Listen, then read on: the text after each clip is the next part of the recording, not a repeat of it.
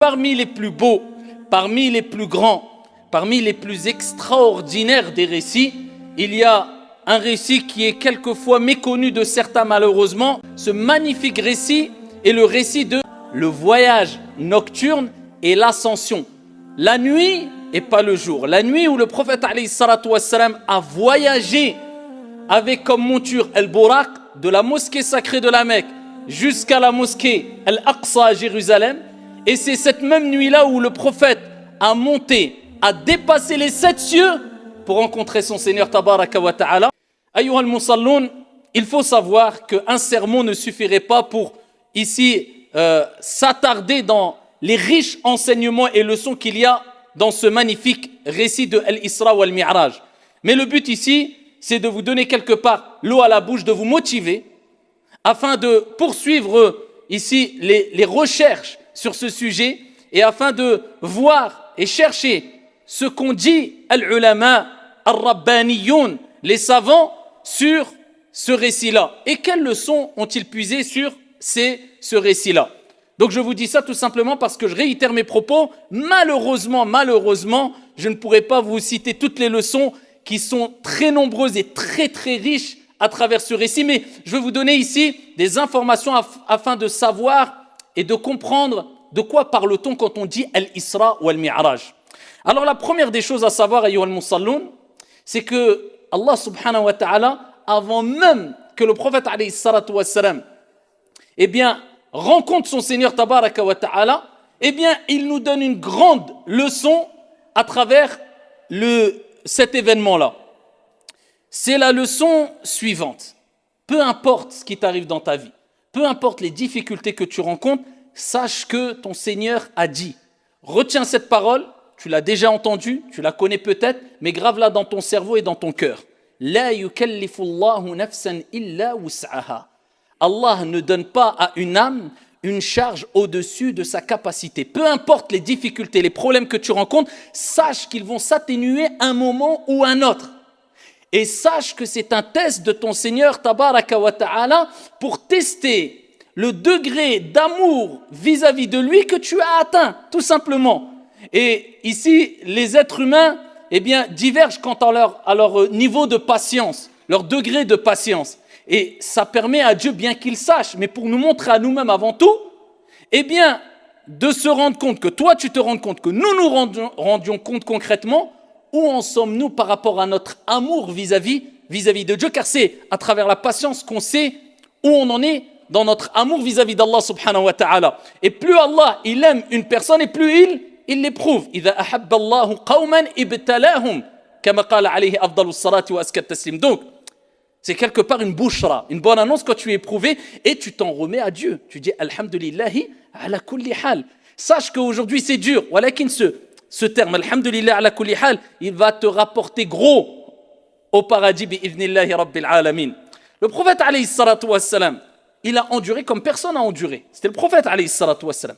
Et particulièrement, tout au long de sa vie, mais particulièrement, vous connaissez toutes et tous, je pense, ce récit qui concerne Amul Huzn, l'année de la tristesse. Alors ça nous arrive à toutes et tous quelquefois quand on met la cassette en arrière de notre vie, de se dire, ah tiens, il y a telle année, cette année-là c'était une année particulièrement difficile.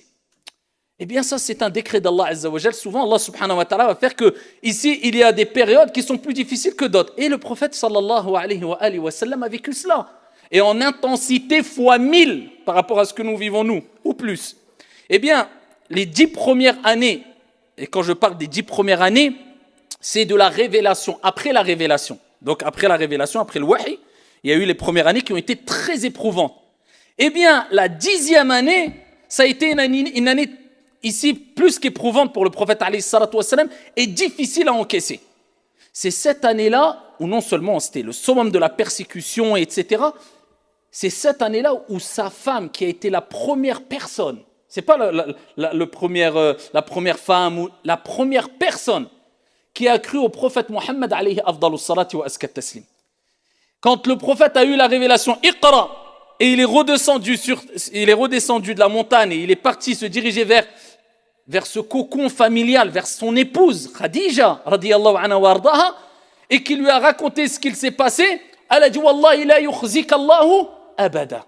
ton Seigneur ne t'abandonnera jamais. Et elle a rapporté les qualités qu'avait le prophète alayhi salatu wassalam, et elle a cru en lui. Alors que même lui, il se disait, mais qu'est-ce qui m'arrive? Suis-je fou? Suis-je...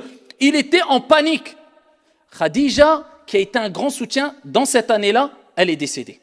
Qui est décédé aussi? Son oncle. Avant Khadija, son oncle est décédé, Abu Talib. Abu Talib qui a été ici une personne qui l'a soutenu et qui a été un rempart pour le prophète alayhi salatu wassalam contre les agressions des Mécois, etc. contre lui. Donc Abu Talib a soutenu énormément le prophète. La même année, il est décédé. Le prophète pris de tristesse énorme. Le prophète alayhi salatu wassalam, il ne s'est pas arrêté là. 10 ans de dur travail. Il a tout sacrifié alayhi salatu wassalam pour que nous, aujourd'hui, cette année-là, ce moment-là, on soit dans un endroit confortable, en train d'écouter le prophète a dit, les compagnons a dit, Allah Jalla wa Ala a dit, dans une ambiance de sécurité et avec le ventre plein et en sachant qu'on va rentrer chez nous et parce que tout simplement on a un toit où dormir tranquillement. Alayhi afdalus salati wa askat taslim. Qu'avons-nous fait nous par rapport à eux?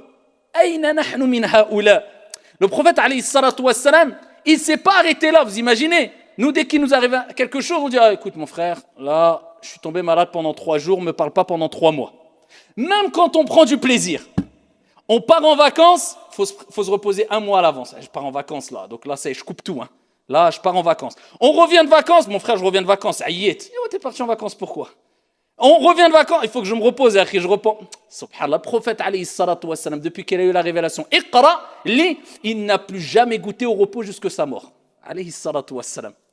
Eh bien, le prophète alayhi salatu wassalam s'est levé à continuer son travail, de prêcher la bonne parole, d'appeler les gens au bien, d'essayer de réunir, de réconcilier entre les gens. Et il s'est dirigé vers Taïf, comme vous le savez. Et à Taïf, comment ils l'ont accueilli? Ils l'ont accueilli de la manière la plus dure qu'il soit. Au début, il est resté quelques jours auprès d'eux. Certaines personnes n'ont pas voulu répondre à son appel. Ici, d'après certaines versions, il leur a dit de ne pas ici signaler le but pourquoi il était là. Si vous refusez, taisez-vous. Ils l'ont signalé. Ensuite, ils ont réuni les gens du village, les enfants, etc.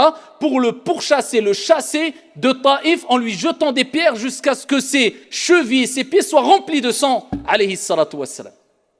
Imaginez-vous, toi tu entends aujourd'hui quelqu'un est mort dans ta famille. Imagine-toi non, c'est tes soutiens les plus forts.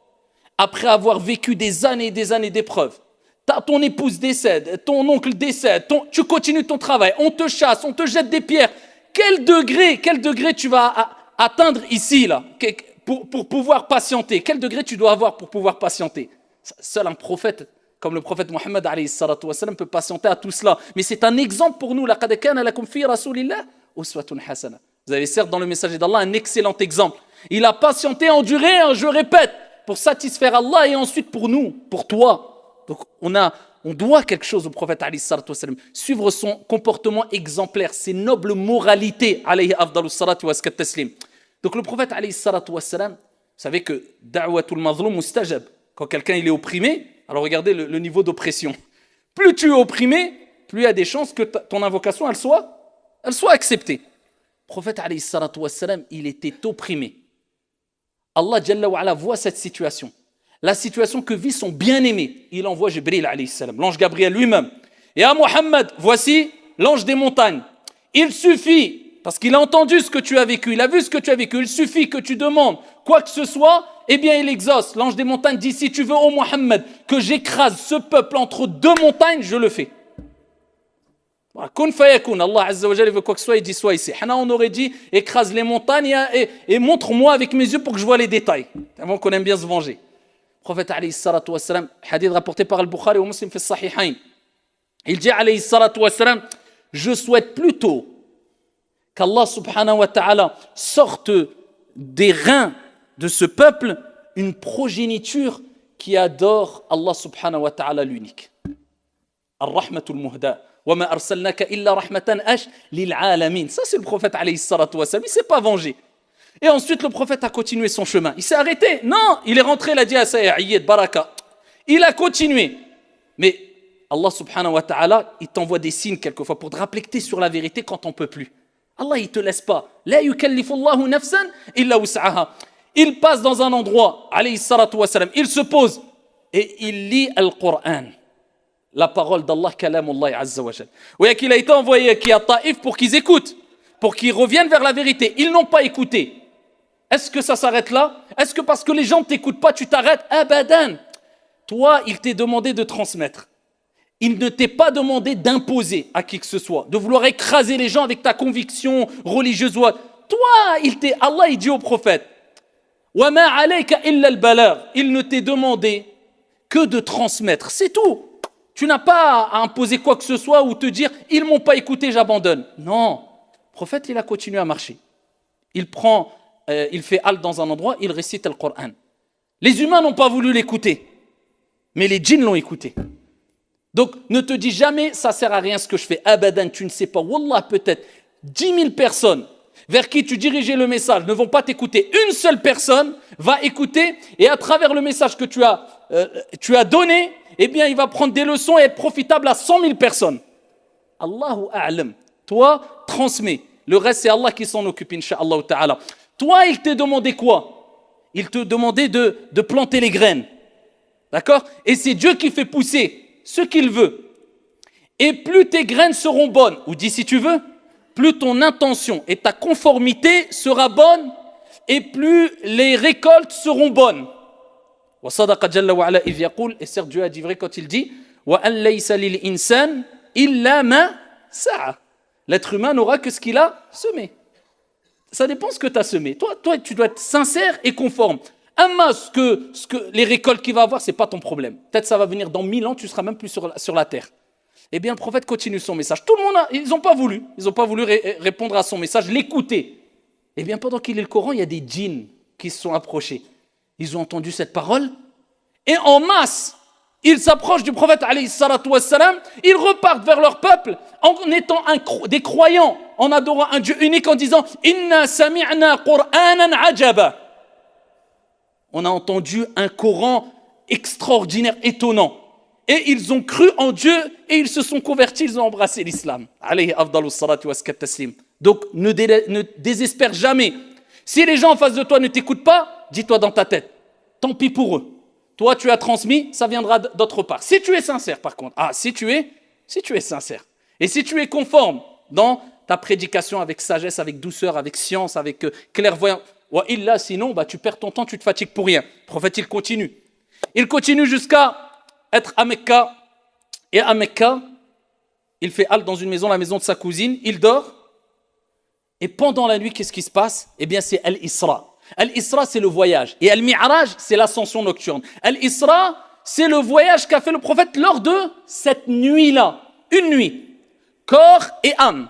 Corps et âme. Le prophète, alayhi salatu wassalam, eh bien, il y a le plafond qui s'ouvre. Il y a Jibril, alayhi salam, qui descend. Il y a Al-Buraq, cette monture-là, comme il est mentionné dans Sahih Muslim, qui est présenté au prophète alayhi salatu wassalam, comme il dit lui-même, c'est une monture plus petite qu'un âne et plus grand qu'une mule.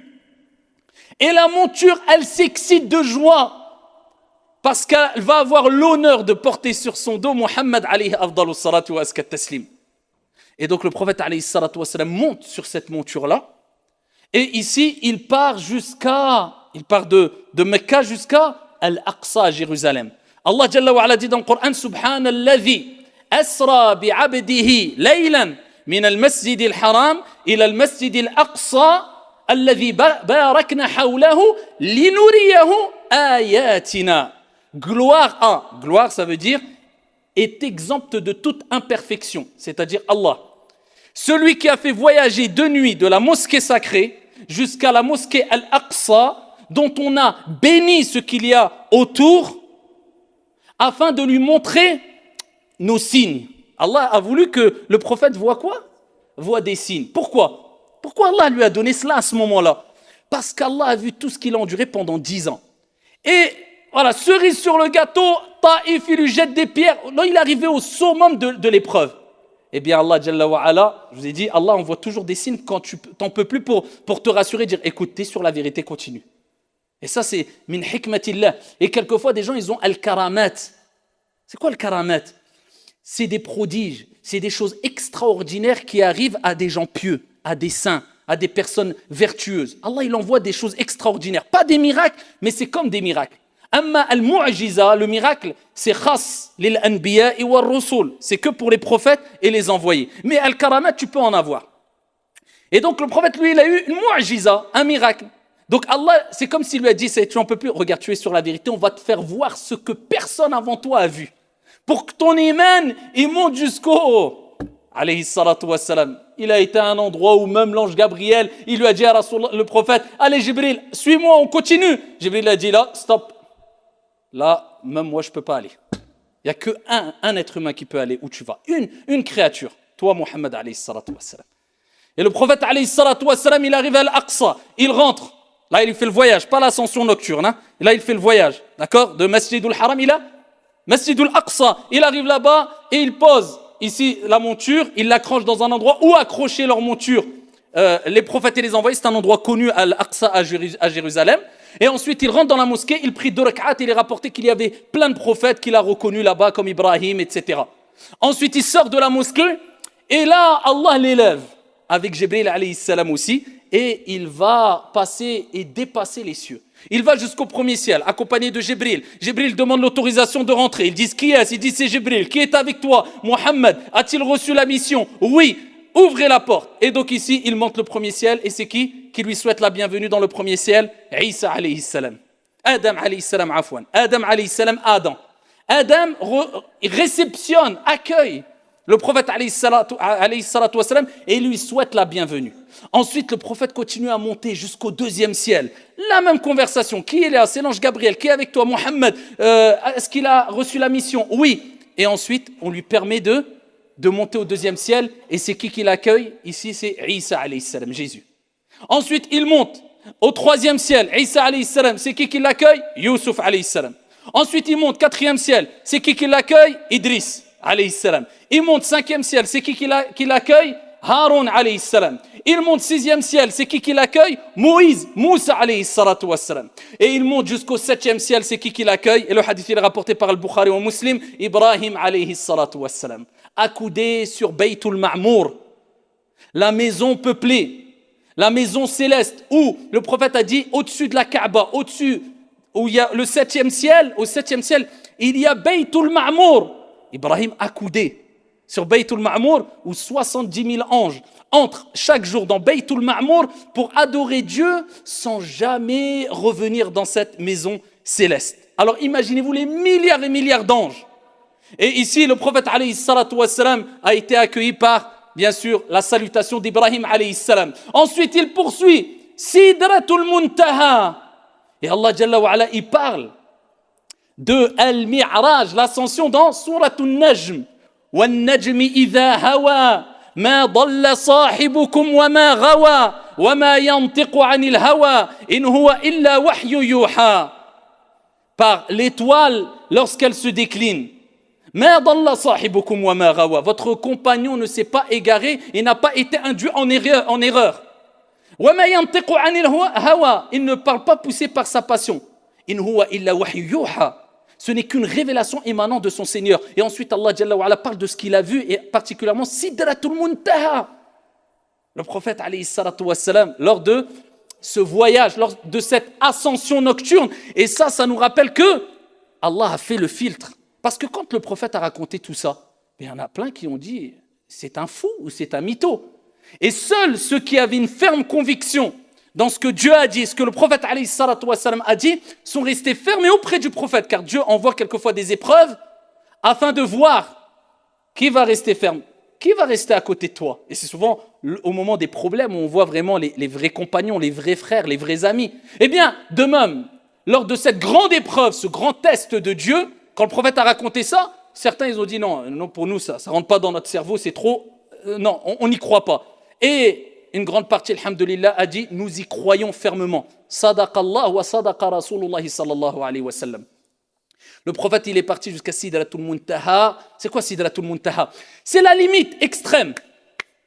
Au-dessus de Sidratul Muntaha, il y a quoi? Il y a ce qui dépasse l'entendement. Il y a ce que œil n'a jamais vu, ce que oreille n'a jamais entendu, ce que esprit humain n'a jamais ressenti. Il y a le Jannah. Il y a Arshur Rahman, le trône du miséricordieux. Il y a ton Seigneur Allah, il y a le paradis. Sidratul Muntaha, le prophète, il dit, c'est le lotus ou le jujubier céleste, une sorte de lotus ou jujubier céleste. Il dit ses feuilles sont plus larges et grandes que les oreilles d'éléphant et ses fruits sont aussi grands que des cruches. Il dit, il est tellement extraordinaire qu'on ne pourrait le détruire. On ne pourrait le décrire.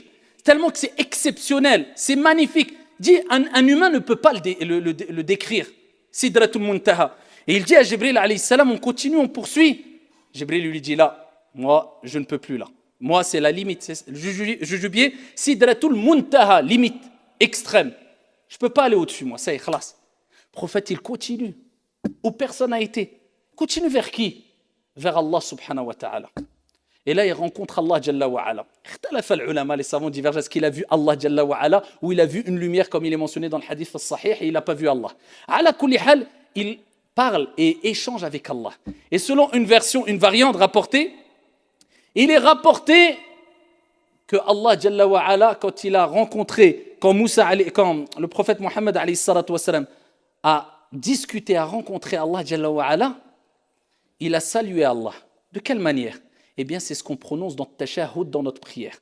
Et ici, il dit, Mohammed alayhi salatu wa salam, At-tahiyyatu lillah, Az-zakiyatu lillah, At-tayyibatu was-salawatu lillah.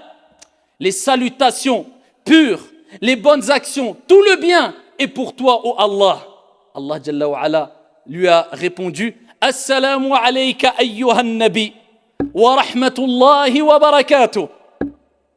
Il lui a dit, et c'est la deuxième partie du première partie du tashahhud, il dit, et que le salut soit sur toi, ô toi prophète, ainsi que la miséricorde d'Allah subhanahu wa ta'ala et la bénédiction.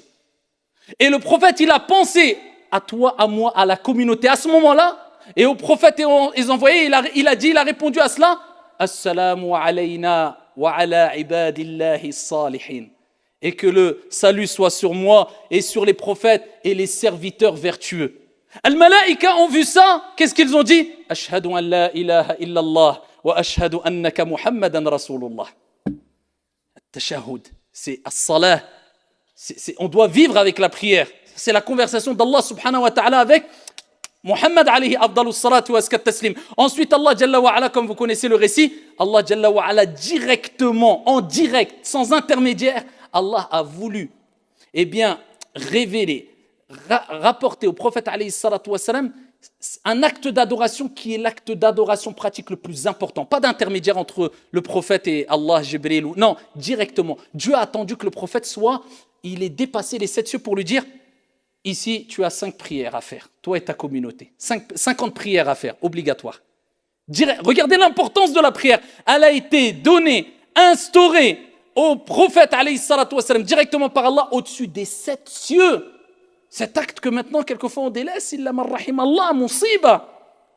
Eh bien, le prophète alayhi salatu wassalam a reçu les 50 prières. 50 prières. Il redescend le prophète alayhi salatu wassalam et il rencontre Moussa alayhi salam. Vous connaissez le récit. Moussa, il dit, qu'est-ce qu'il t'a ordonné ton Seigneur? Eh bien, il a légiféré 50 prières. Il dit, ta communauté n'assumera pas 50 prières. Demande à Allah subhanahu wa ta'ala de réduire.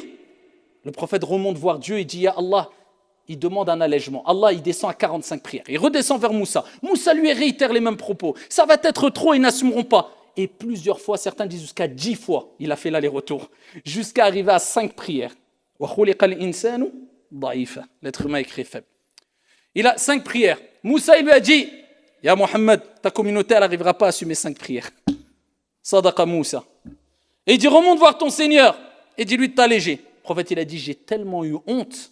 J'ai tellement hchemt, je dis, je vais encore revoir Allah. Il dit, j'ai pas pu. Allah Jalla wa Ala dit, pour 5 prières, les croyants auront la récompense de 50 prières. C'est-à-dire, tu fais 5 prières, tu as la récompense de 50 prières.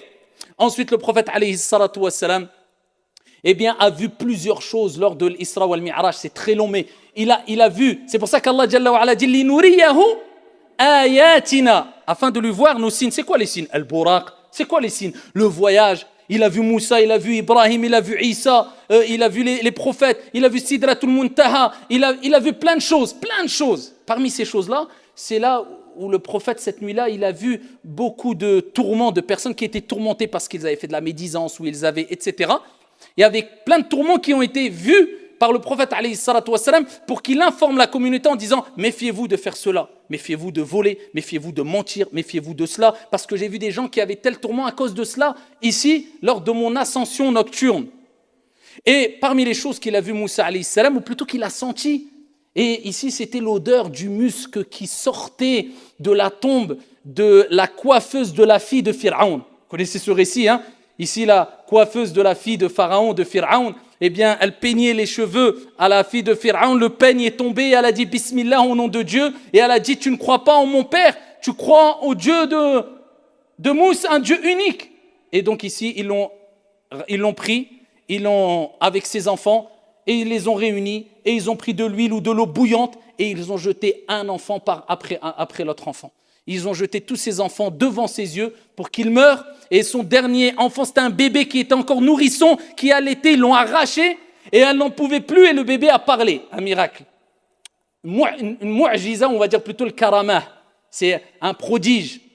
Le bébé a rappelé à sa mère patiente, on aura le paradis. Et ils l'ont jeté et ensuite ici, ils ont tué cette femme-là. Depuis, elle a été enterrée, ses os ont été réunis avec ses enfants dans un endroit. Le prophète a dit, alors qu'il était proche de son Seigneur, je sens l'odeur qui se dégage de la tombe de la coiffeuse de la fille de Pharaon. L'odeur de quoi? Du musc. Et donc le prophète a vu plein de choses et en tout cas, ce qui nous incombe de savoir, c'est que particulièrement, c'est que Allah subhanahu wa ta'ala a transformé ces années de pénibilité, d'endurance, d'oppression par un des plus grands récits, un récit extraordinaire, un voyage extraordinaire, une ascension extraordinaire au prophète alayhi salatu wassalam jusqu'à ce qu'il a été où personne d'autre en dehors de lui n'a été.